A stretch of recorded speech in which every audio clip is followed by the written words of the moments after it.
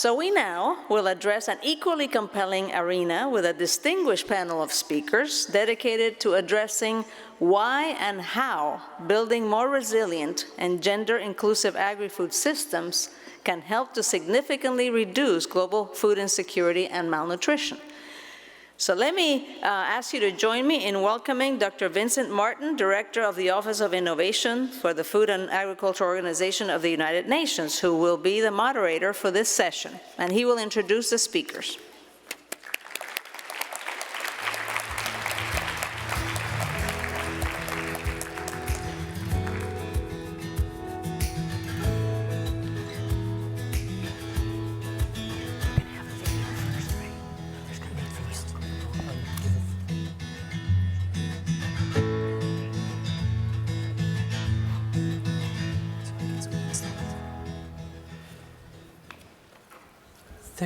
Thank you very much. Good afternoon, everyone. My name is Vincent Martin. I'm the Director of the Office of Innovation in the Food and Agriculture Organization of the United Nations. I guess I'm here also as a he for she, awarded to me when I was in my previous capacity as a UN representative in Africa, in some countries where I was working a lot with Women's Association on Peace and Security, but also with women's group and youth group on agriculture. So, and I'm absolutely delighted to be here with you with a fantastic panel, and to welcome you to this high-level discussion on empowering marginalized voices, fostering resilient and gender-inclusive agri-food systems. And just as a matter of an introduction, just to recall that at the beginning of this dialogue, a couple of days ago, we were mentioning that we are still facing major challenges, and we have still 735 million people going to bed hungry every day. And this number has been growing during the last years, which is absolutely unacceptable. And so we heard about these challenges, but we've heard also about hopes. We heard about stories, about innovation. We heard about how science can really help change the narrative and help us transform agri-food systems. And this hope lies also in resilient and gender-inclusive agri-food systems, empowering women and girls that can offer economic uplift and significant reductions in food insecurity. So today, to discuss this topic, we have two remarkable leaders to discuss this topic, but also I would say we also have 2.5 speakers, basically, because we'll have one video messages that will be displayed on the screen, and this message comes from one of my colleagues in FAO. But first of all, I would like to introduce these remarkable speakers. Allow me to introduce Dina Esposito, who serves as the assistant to the administrator for the Bureau for Resilience, Environment and Food Security at USAID, Feed the Future Deputy Coordinator for Development, and the agency's Global Food Crisis Coordinator. Her insights into resilience will be absolutely fundamental, and they are very much important for this discussion. Following her, we have Dr. Swati Nayak. She's a scientist and South Asia lead for seed system and product management at the International Rice Research Institute. Dr. Nayak is the 2023 recipient of the Norman Borlaug Award for Field Research and Application. She's a key agent of agri-food systems change. Our panelists today truly represent the intersection of policy, science, and on-the-ground action. It is this kind of multidimensional expertise that will propel us closer to solutions for resilience and gender inclusivity in tackling the urgent issue of food insecurity. So let's give them a very warm welcome.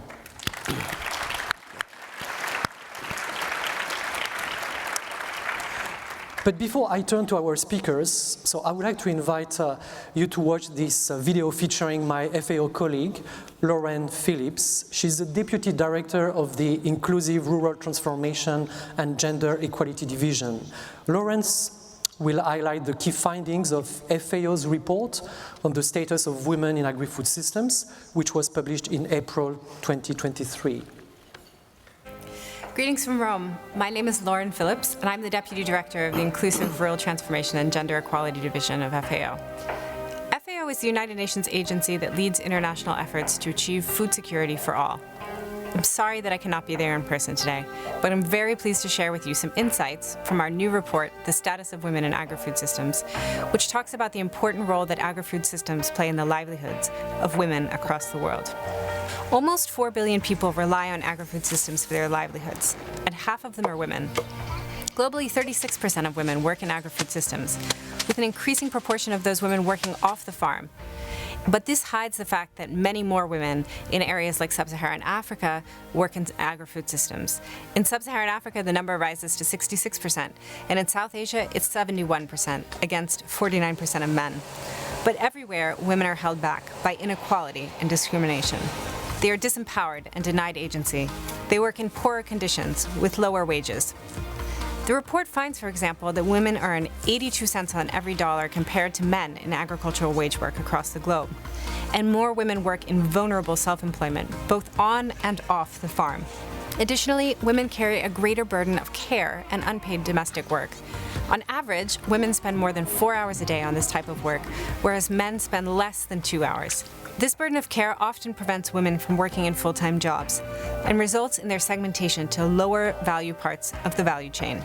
The report also discusses the slow and insufficient progress which has been made over the past decades in closing important gaps in women's access to land and other assets like livestock, as well as access to services. For example, in 40 out of 46 countries, women own less agricultural land than men. And half of countries still have low or very low legal protections for women's land ownership. While gaps are narrowing in finance and technology, they're still large amongst rural women, and they are uneven globally. There also remains significant barriers to women's empowerment and gender equality, which is driven by discriminatory social norms. These norms prevent women from making a full contribution to agri-food systems, and they also increase the likelihood that women face challenges like gender-based violence. So, as you can see, women have always worked hard for agri-food systems. It's time to make agri-food systems work better for women. Reducing gender inequalities is a critical pathway towards a just future. More efficient, inclusive, resilient, and sustainable agri-food systems depend on the empowerment of all women. We need approaches that address discriminatory social norms and gaps at scale, which are intentionally focused on empowerment. Women need more access to and control over livestock, water, and seeds, and the land, technology, and the finance needed to grow their livelihoods. Eliminating discrimination will bring tangible benefits, and intervention is essential at every level of agri-food systems. Engaging with men and boys makes change happen faster. Changing national policies and social norms is vital, and ensuring that women have greater voice in policy and decision-making. Working with groups and collective action gives women greater access to technology and improves resilience against shocks for whole communities. Empowering women and achieving gender equality could bring huge gains. Things like better agricultural production and child nutrition, food security for 45 million more people, resilience for 235 million more people, global GDP increased by $1 trillion US. Progress in gender equality and women's empowerment in agri-food systems is possible. We encourage all stakeholders in agri-food systems to make a commitment to join us in growing equality. Thank you very much for your time and your attention.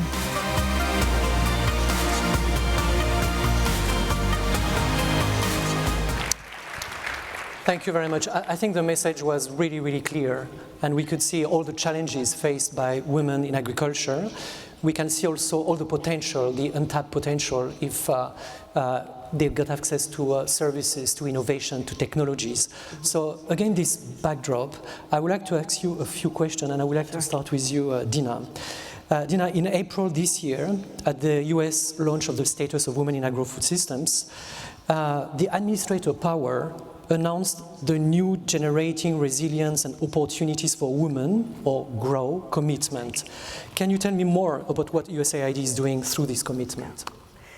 I would be happy to, and thank you, Vincent, for inviting me to this panel. And I really want to just appreciate FAO, Lauren, and the whole team who put together this really, really powerful, if sobering, report. I think the last one was maybe a decade ago, or a little bit more.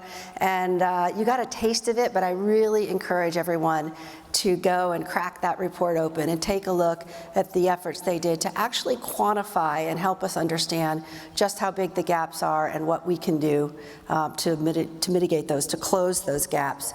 I also really want to thank the World Food Prize Foundation for selecting 2 amazing, powerful women to get prizes this year. One of them is sitting right next to me, Dr. Nayak, and the other, Heidi Kuhn, of course, who's here in the front, so thank you.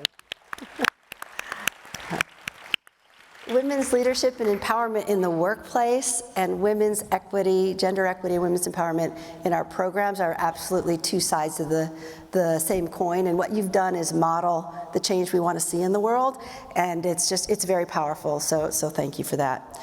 I also wanted to just pull forward one quote from the report, which I think everybody should hear again, and I keep coming back to it. And it is this: that if women in the agri-food system had access to the same services as men, not more, just the same, we could unlock $1 trillion in GDP and decrease the number of hungry people by 45 million. If that is not a call to action, I don't know what is. It's not only the right thing to do, but it's just a no-brainer from an economic point of view. So Lauren did challenge us in the video to grow equity, and the administrator answered the call the same day the report was issued. USAID launched a line of effort that we called Generating Resilience Opportunities for Women, or GROW. And that line of effort is simply to commit to doubling the amount of money we spend on gender equity and women empowerment in our food security and water security work. And there are 3 lines of effort. The first is focused on productivity and resilience of women farmers.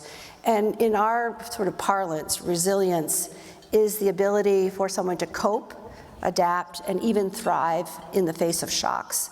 And it could be the shocks of a post-conflict recovery that you're trying to boost agriculture, or of course, climate shocks feature really centrally. And the thing I like about the resilience approach is that it focuses on the glass half full. It's about what are the capacities that already exist in a system or in a community, and how do we bolster those capacities to help people address risk, and understanding and thinking about those risks in advance so we can take anticipatory action. So to hold ourselves accountable to that, we are doubling, our commitment is to double the number of women applying improved technologies and management practices on farms. And we're going to focus on those deficits you heard in the report: access to land, higher yielding climate smart seeds and fertilizer, finance, information, and technology. It looks different in different places. It might be solar-powered small-scale irrigation in Senegal or Nepal, or focusing on helping women access solar drying technologies that save them time and boost their income. The second pillar we're looking at is helping women improve the quality and pay of off-farm jobs. So now we're getting into this area of finance, and how do we help small and how do we prioritize access to women-led and women-owned businesses to get access to money. I was here earlier this morning talking about a partnership with Norway to create a first loss fund that would de-risk investment in small and medium enterprises, and we want to prioritize both climate smart and gender sensitive investments when we do that. And then the third area is around really making sure that the unique needs of men and women and the gender differences of how people experience conflict is thought about as we deliver our humanitarian action. And that's an effort we do in really close partnership with our colleagues in the Bureau for Humanitarian Assistance. So I've thrown a lot of technical things like measuring, doubling this, or equaling. We have a target of equaling, ensuring that women and men have equal access to finance dollar for dollar, which our data tells us that we're not doing yet. And I brought those details out because measuring what we do really matters. If we don't know the gap, then we don't know what we're striving to fill, and we also don't know what progress that we're going to make. So really understanding that landscape, we have work to do ourselves. I'm sure many of you do as well, to ensure you get sex and age disaggregated data. But if we don't commit to that, and I'm encouraging all of you here to think about what is the metric, what are the things you would aspire to do either in your workplace or in your programs that you can hold yourselves accountable to, so that you can ask yourself when the next report comes out if you contributed to that change, and hopefully we won't be seeing the same data points in a decade from now. Thank you so much, Dina, for highlighting these 3 key priority areas. Excellent points. Now I would like to turn to Swati. Swati, in this video we heard about inequalities, about the challenges to access different types of services. So when it comes to agricultural input, like quality seeds, what does it take for women to get access to the same level of quality as opposed to men? What is your take on that? Yeah. Thank you, Vincent, for organizing this very important and critical, dialogue. And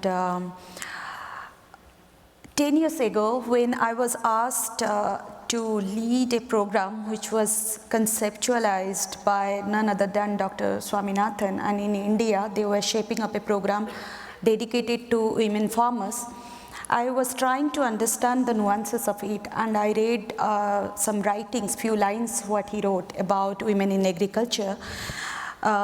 When centuries ago, when men were busy in hunting and gathering, women were the one who were conserving our biodiversity, who were the actual custodians of seed, back at farm, back at home.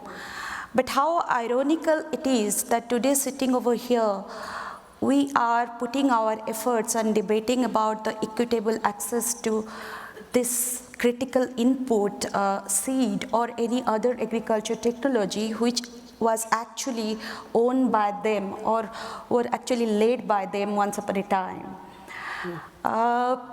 If we go back that how we have evolved in the society and how we look at the global south and the land holding patterns are, a lot of women do not have rights to the land holdings, and that also actually removes them being called as the farmers in the government records, in the all the documents which we maintain, and which could have made them one of the beneficiary to different kinds of input, training, institutional support, subsidies, whatsoever comes to.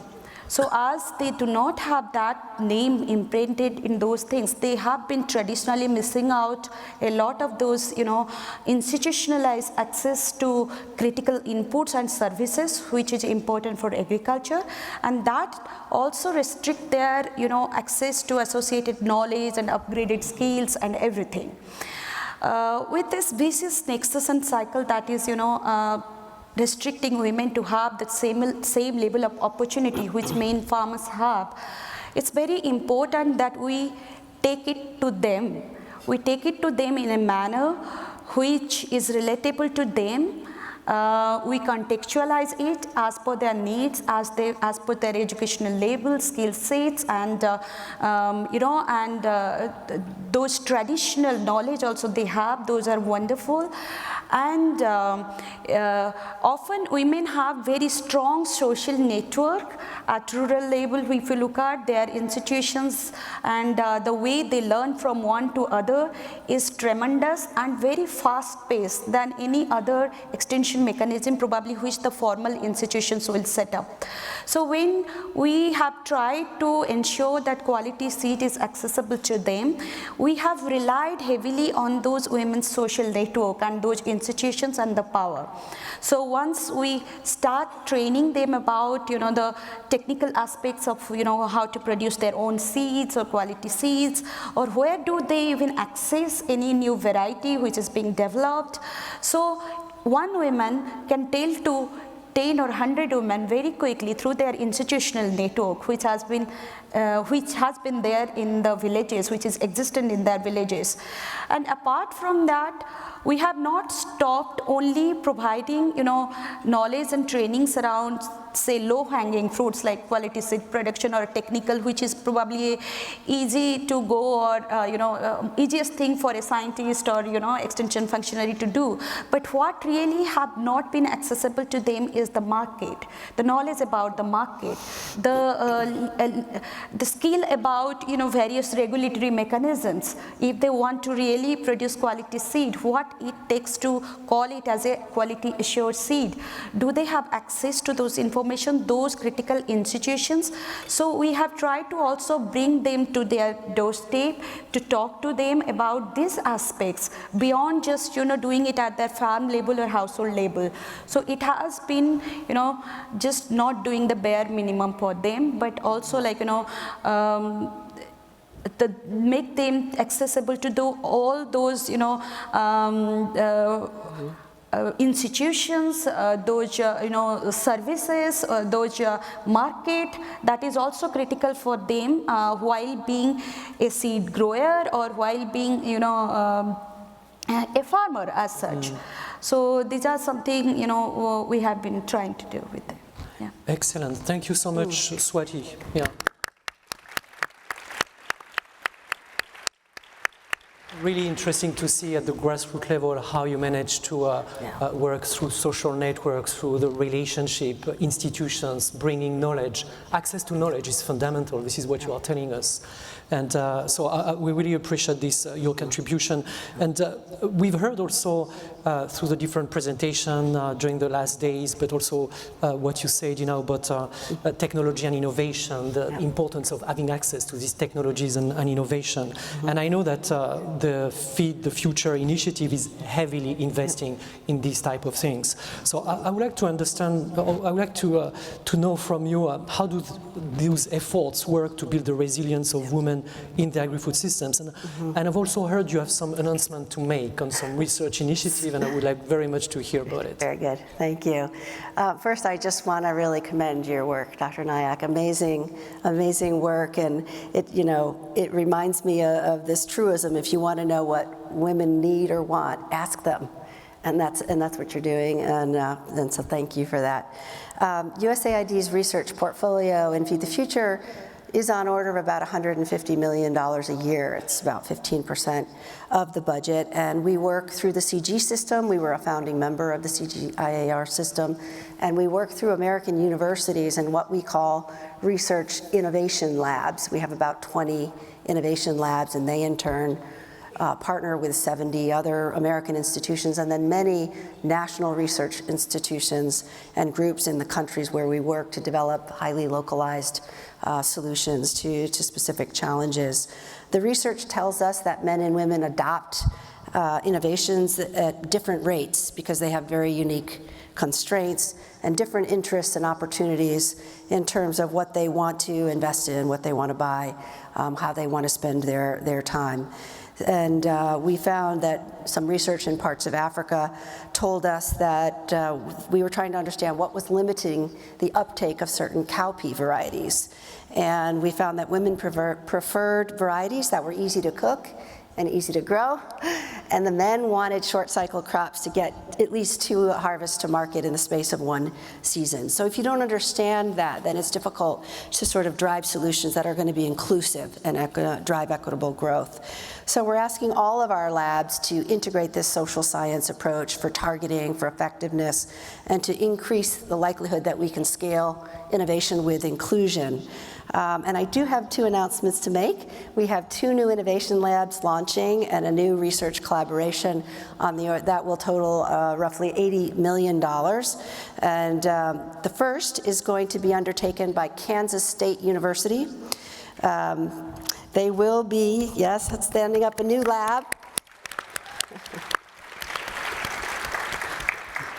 on improved varieties of rice, wheat, sorghum, and millet.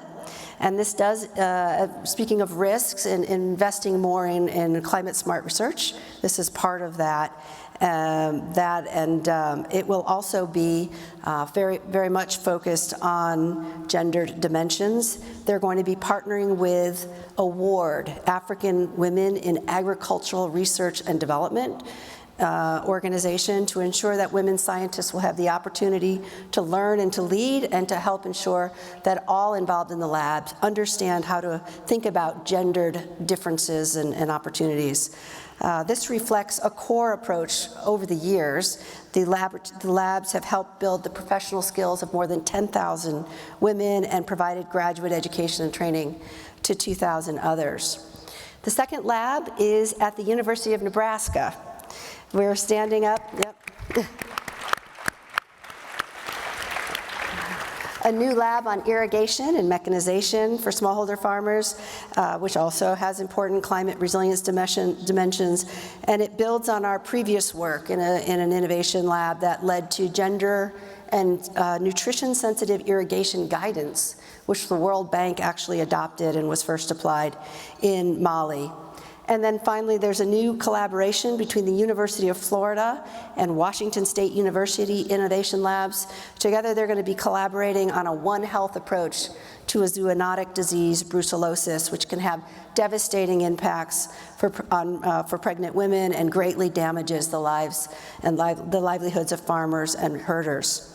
But whether we're talking about research or program implementation or policy implementation, also a very important point that was raised in the report, we know that we have much work to do and really building on a lot of the same lessons, right?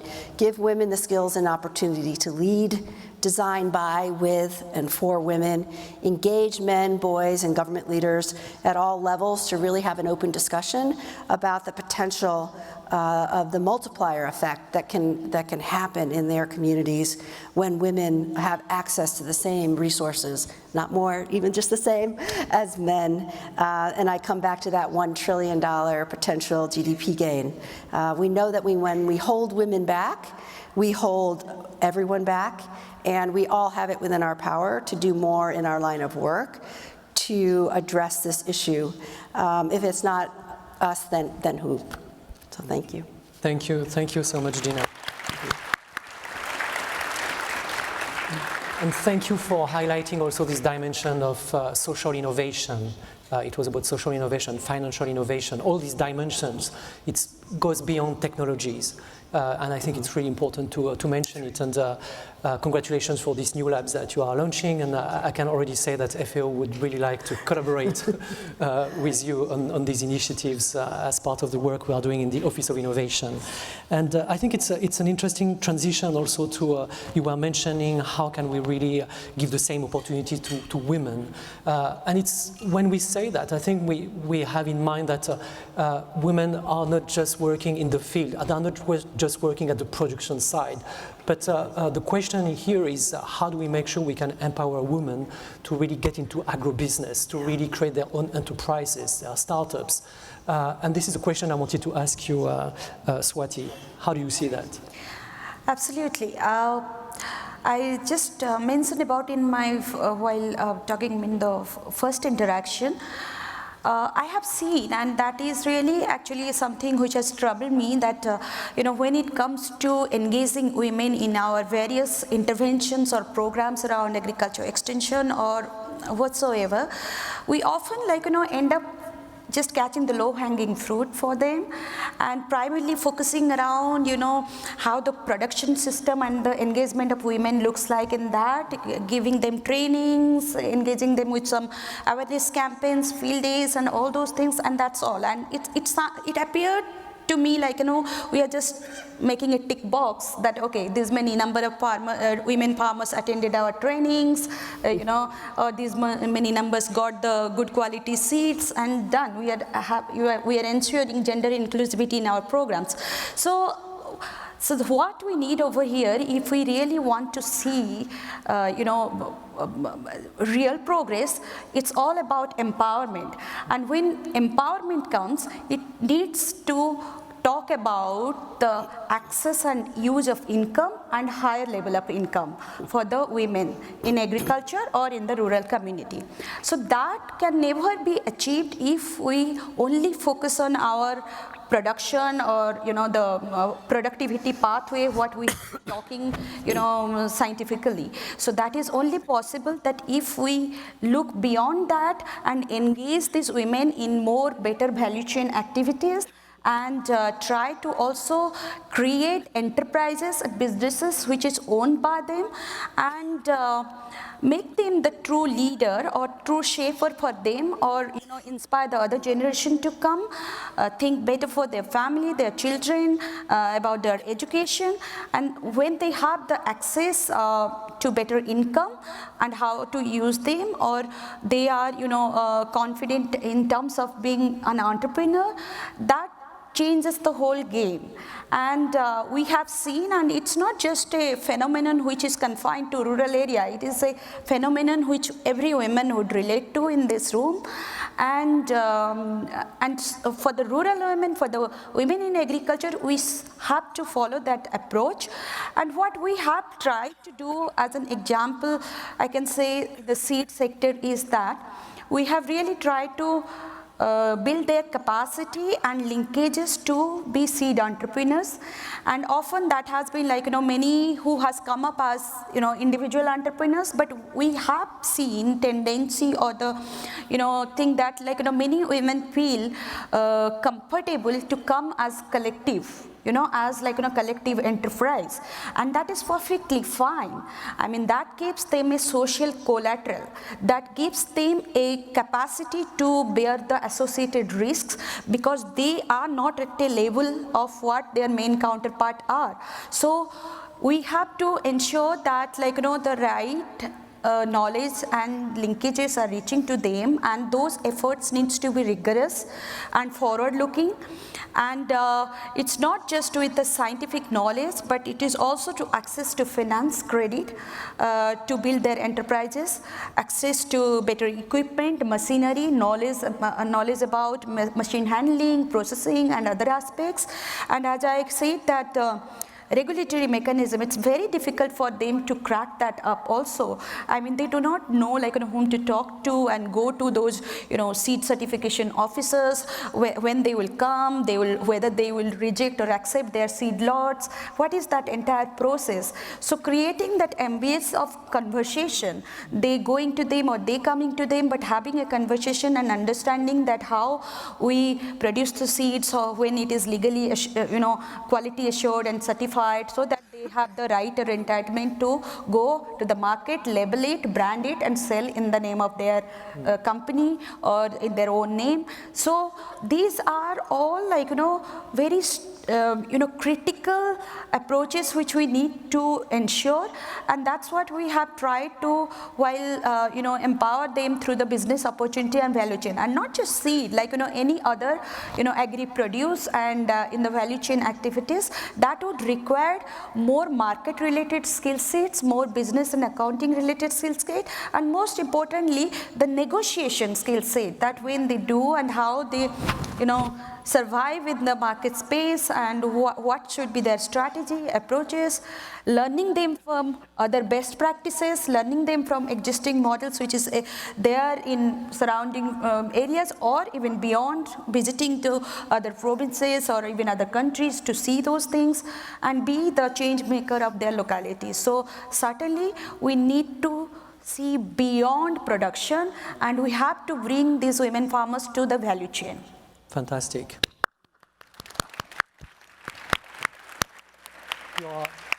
You are so right. I mean, we need to create the right environment for women to succeed in the value chains. I think you explained it so well. I think we all agree on the roadmap you are drafting for us. I'm afraid we are running out of time. I'm just wondering, I mean, do you have one last word you would like to share with us? Or is it fine? I think it's all about, I mean, Dina, you mentioned how do we unleash this $1 trillion to the economy? How do we cut food insecurity by 45 million? I hope that this discussion was really a wake-up call. It was really a wake-up call, and to see all this energy, to see what can be done. It's not rocket science. It can be done, and we hope that when we meet again next year or in 5 years' time, we can report on huge progresses. And I think we need also more men to bring this, to advocate for this, and to really bring this message across the world. So I would like to thank you so much for your participation. We can give a round of applause again. Thank you.